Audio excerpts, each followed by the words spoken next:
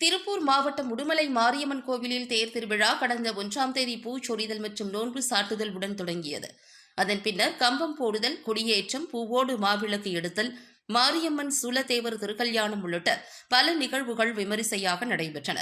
தினமும் அம்மன் சூலத்தேவருடன் காமதேனு, யானை, ரிஷபம், அன்னம், சிம்மம், மயில் ஆகிய வாகனங்களில் உலா வந்து பக்தர்களுக்கு அருள் பாலித்தனர்.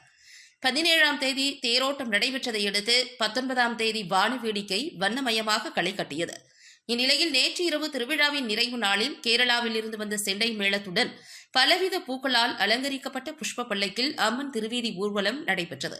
முன்னதாக மாரியம்மன் சிறப்பு அலங்காரத்தில் பக்தர்களுக்கு காட்சியளித்ததுடன் மகா தீபாராதனையும் நடைபெற்றது.